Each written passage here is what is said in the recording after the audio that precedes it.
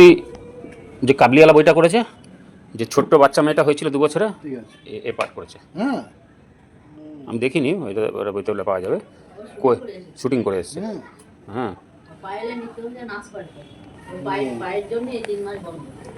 কি হয়েছিল একটু বলুন।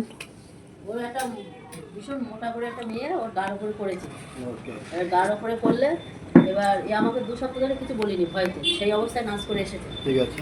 হ্যাঁ, এবার নাচ করে আসার পরে ও বলছে, তারপরে একদিন বলছে মা আমার সকালবেলা ঘুম থেকে ওঠার পরে বলছে মা আমার শিরা টানবো, ওর বাবা পা ধরে টানছে, আমিও টানছি, এই করতে করতে আস্তে আস্তে পাটা বেঁকে যাচ্ছে। এবার ওর বাবা শিশু হসপিটালে নিয়ে যায়, নিয়ে গিয়ে টানা প্রায় 1 মাসের ওষুধ দেয়। দেওয়ার পরে সেই বলে একে 20 দিনের ওষুধটা খাওয়াও, যদি এখন তো না কমে তাহলে ওকে এক্সরে করাতে হবে। তার যে কোনো হসপিটালে কিন্তু আমরা এক্সরে করাবো না, ভালো মানে স্পেশাল জায়গায় করাবো। তো আমি লেকচারতে করে নিয়ে এসেছি, 2000 টাকা খরচা হয়েছে। এবার সেইখান থেকে সেই ওষুধ খেয়ে আবার গেছিলো ওর বাবা সেই ডাক্তারের কাছে, সেই ডাক্তার দুবার করে ফিরে এসেছে, আর সে ডাক্তারের সঙ্গে আর দেখা হয়নি। তো ওর বাবাকে বললাম যে দেখো তুমি পয়সা দিও, সেই যাওয়া আসার খরচা তো আর পয়সা বেরিয়েই যাচ্ছে, তার থেকে আমার স্পেশাল এখানে একটা ভালো হাড়ের ডাক্তার দেখিয়ে দিল। আমি লালবাবা কলেজের ওখান থেকে আমি দেখিয়ে এসেছি অদিত্যের। ও সেখানে 20 দিনের ওষুধ দিল, সমাজবী হসপিটাল। হ্যাঁ, 20 দিনের ওষুধ খাইয়ে বললো যদি এখন তো না কমে এমআরআই করতে হবে। এবার এমআরআইটার ব্যাপারটা আমি জানি, মোটে নালু 10-20 হাজার টাকা কেস। হ্যাঁ, এবার তখনই ওর বাবা বললো আমাদের মতো মানুষের তো সমর্থ হয়নি, তা মিথ্যা কথা বলবো না, আমি একটা ঠাকুরকে ডেকেছিলাম, মা মনসা কাকুর কাছে, মা মনসাকে ডেকেছিলাম। সকালবেলা মানব করেছি, সকালবেলা বিকেল দুপুরের দিকে দাদার সঙ্গে আমার দেখা হয় রাস্তায় দেখা। আপনি এখানেই থাকেন? হ্যাঁ, আমি শান্তিনগরে ওখানেই থাকি, ওখানে ওকে স্কুলের গাড়ি আসছিল। আমি সকালবেলা মানব করেছি, সেই দুপুরবেলার মধ্যে দাদার সঙ্গে দেখা হয়। অথচ এই দাদার সঙ্গে আমার আগে পরিচয়, এর কাছে ওষুধ নিয়ে আমি খাওয়াইছি। আমার মেয়ে যখন এরা কঙ্কাল হয়ে গেছিল দাদার কাছে ওষুধ নিয়ে, তাই এটা আমার মাথার মধ্যে আসেনি যে আমি ওই দাদাকে একবার বলবো।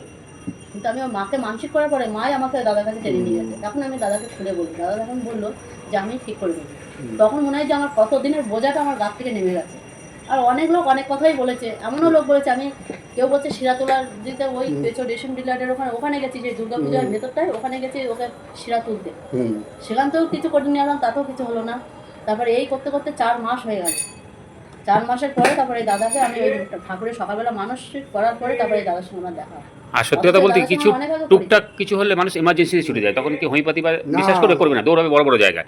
আর ওর পাটা যখন নিয়ে এনেছিল, আমার কাছে ভিডিও আছে, 2 ইঞ্চি মতো ছোট বড়, মানে আর বাচ্চা তো খুব দুরন্ত, ওই অবস্থাও কিন্তু দৌড়াচ্ছে, খেলাচ্ছে, ফ্লেক্সিবল না। ডাক্তার বলছে ওকে শুয়ে রাখতে, চঞ্চল বাচ্চাকে শুয়ে রাখবে কি করে? বেড রেস্ট, যে অদিত্য না এই বলেছিল পুরো বেড রেস্ট নিতে। এবার আমি সত্যি কথা আমি 5 বার ওদের কাছে ট্রিটমেন্ট নেই না, কিছু করার নেই। তো আমি একটু আগে কি বললাম, ওরা আসার আগে, যে আমার রোগের জানার দরকার নেই, কিচ্ছু দরকার নেই, কোনো রিপোর্টও জানার দরকার নেই, সেল সব বডি পুরো শরীরের উপরে সেল। তো আজকে বোধহয় খুব বেশি হলে কন্টিনিউ হচ্ছে না, মাঝে মাঝে গ্যাপ যাচ্ছে, তাও আজকে আমি দেখলাম বোধহয় ডায়েরি দেখলাম 26-27 দিন হয়েছে। তো 26-27 দিন কি ইমপ্রুভ বলুন?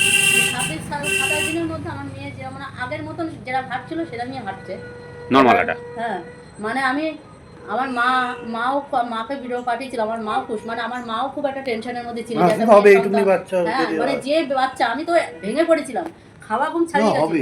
কোয়েল নামো, একটু নামো, নিচে নামো, এমনও একটা লোক বলেছে হাঁটো, আস্তে আস্তে হাঁটবে, ওই সরে যাও। এটা মানে ওকে ঝাড়াতে বোঝা যাচ্ছে না, ওর পুরো পাটা এরকম বেঁকে গেছিল, পাটা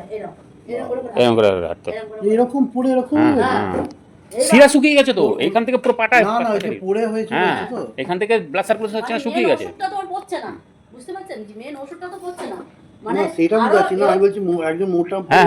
আমার তো সিনিয়র ডাক্তার তো দেখিয়েছে, আবার যে গোড়াপের নাম শুনেছেন তো, ওখানে টানা 1 মাস নিয়ে গেছে ওর বাবা। গোড়াপে নিয়ে গেছে, এখানে শিকড় বাঁধে।